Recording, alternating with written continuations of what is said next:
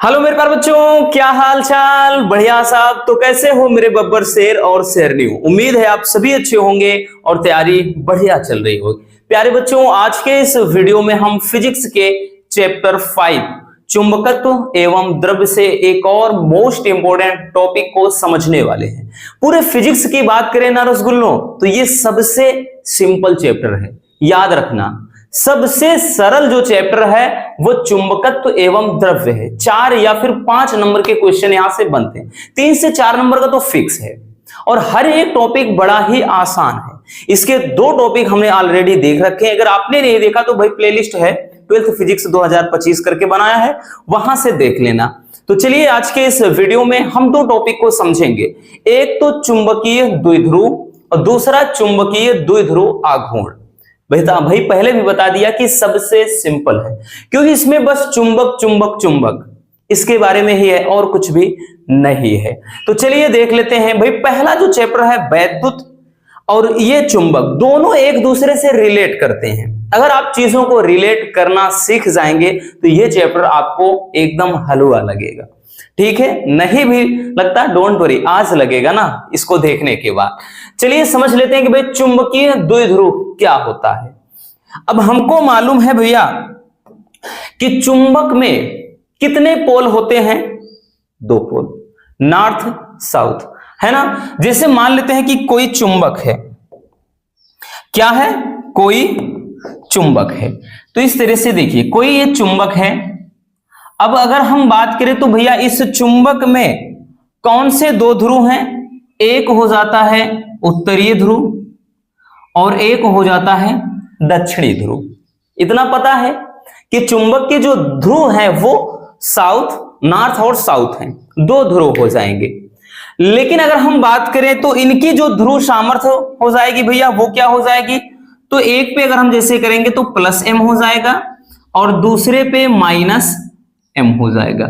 ये +m -m होता क्या है? m है क्या? तो m है ध्रुव सामर्थ्य। अब ध्रुव सामर्थ्य किसे कहा जाता है भाई? तो जो चुंबक के अंदर किसी भी चीज को आकर्षित या फिर प्रतिकर्षित करने की जो क्षमता होती है वो होती है भैया क्या चीज? ध्रुव सामर्थ्य। यानी ध्रुव के अंदर जो सामर्थ्य होता है, कौन सा सामर्थ्य होगा भैया? या तो किसी चीज को वो अपनी तरफ खींचेगा या फिर किसी चीज को प्रतिकर्षित करेगा।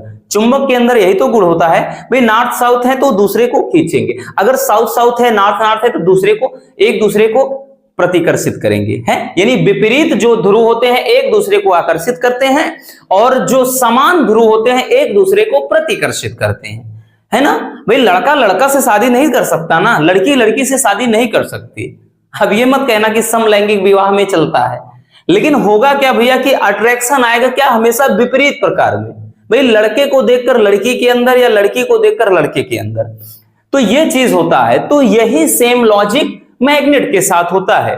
तो चुंबक के जो ध्रुव हैं, हमने बताया भाई चुंबक द्वारा या चुंबक के ध्रुवों के द्वारा किसी वस्तु को अपनी तरफ आकर्षित करना या फिर प्रतिकर्षित करना, यह होता है ध्रुव सामर्थ्य। यानी इसी क्षमता को कहते हैं ध्रुव सामर्थ्य। तो हम मान लेते हैं कि कोई मैग्नेट है, इसके जो ध्रुव हैं सामर्थ्य वो -m और +m है। अब क्या है कि मान लेते हैं कि इसके बीच की जो दूरी है, हमने मान लिया कि भाई इसके जो बीच की दूरी है वो क्या है? 2l। ठीक, क्योंकि अगर हम इसको बीच से इस तरह से भैया अगर हम डिवाइड कर देते हैं, ठीक है, यानी 2 पार्ट में बांट देते हैं तो इधर भी 2l हो जाएगा इधर, क्योंकि चुंबक जहां से तोड़ दो एक पूर्ण चुंबक बन जाता है। लेकिन अगर हम चुंबक के भाई मध्य बिंदु मान लेते हैं, यहां से O है, तो इधर की डिस्टेंस अपन l करेंगे, इधर की l। ठीक, सेम यही चीज हमने क्या किया था वैद्युत वाले चैप्टर में। उसमें क्या था? 2 विपरीत प्रकार के आवेश थे, +q हो गया, एक -q, है ना, चाहे माइनस आके लिख दे उधर। अब इसके बीच की दूरी हमने मान लिया था 2l। ठीक, अगर मध्य बिंदु पे O दे देंगे तो इधर से l हो जाएगा और इधर से भी बाकी l। तो परिभाषा वैद्युत द्विध्रुव की क्या थी कि 2 विपरीत प्रकार के आवेशों को एक दूसरे से अल्पतम दूरी पर रखने से जो निकाय बनता है या जो संरचना बनती है उसको बोलते हैं वैद्युत द्विध्रुव। बट भैया यहां पे क्या है? अब की बार चुंबक है, तो अब की बार भी यहीं पे यहां होगा कि 2 विपरीत तथा ठीक, समान यानी समान होंगे लेकिन विपरीत प्रकृति के होंगे, ठीक है, क्योंकि एक पे भाई ये धनात्मक है, ये ऋणात्मक है, तो दो समान तथा विपरीत प्रकृति के ध्रुव सामर्थ्य को एक दूसरे से अल्पतम दूरी पर रखने से जो निकाय तैयार होता है या जो संरचना बनती है उसको बोला जाता है बच्चों चुंबकीय द्विध्रुव। आई बात समझ में रसगुल्लों? भाई अब तो एकदम क्लियर हो गया होगा, इसीलिए हमने बोला कि जो आपका चुंबकीय क्षेत्र है, वैद्युत क्षेत्र, उसको रिलेट करके आप एकदम से आसानी से समझ सकते हैं, ठीक है। तो यहां पे भैया अब आ जाते हैं परिभाषा में, इसको थोड़ा हम इधर कर देते हैं, इसको यहां कर देते हैं। देखिए अब परिभाषा लिखेंगे कि लिखेंगे भैया दो समान तथा विपरीत, दो समान तथा विपरीत प्रकृति के ध्रुव सामर्थ्य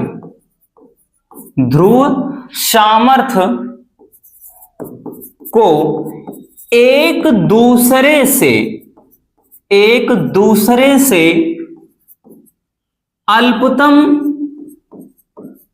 या फिर हम कह लें न्यूनतम, कुछ भी आप लिख सकते हैं, अल्पतम दूरी पर रखने से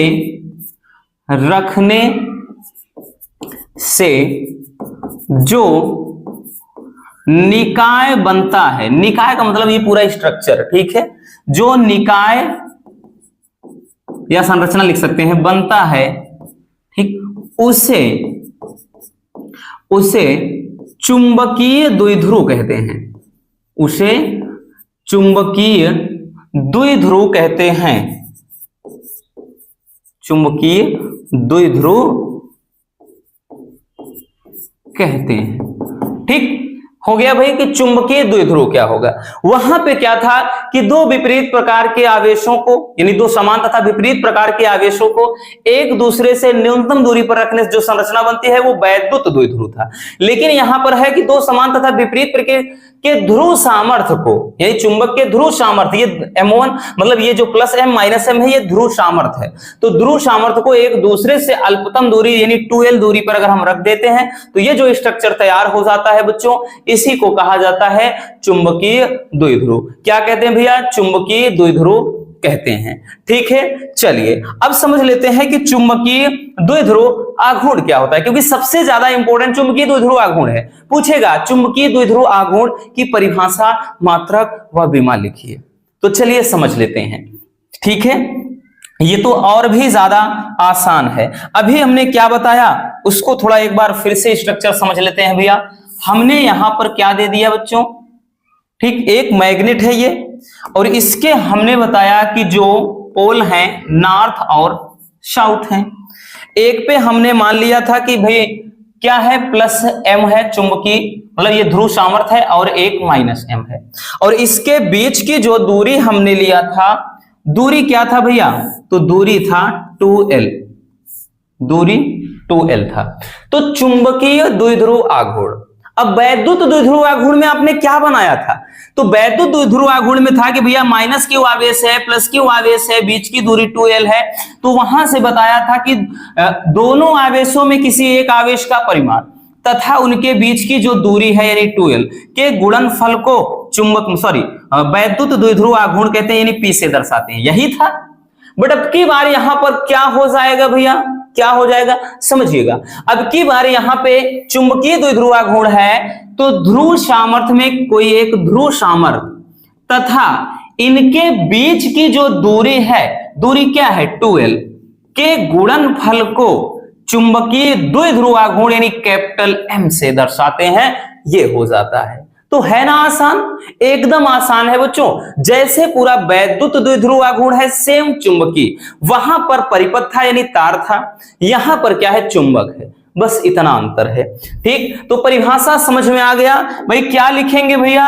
हम लिखेंगे ध्रुव सामर्थ्य, चुंबक के ध्रुव सामर्थ्य, ध्रुव सामर्थ्य तथा उनके बीच की दूरी के गुणनफल को चुंबकीय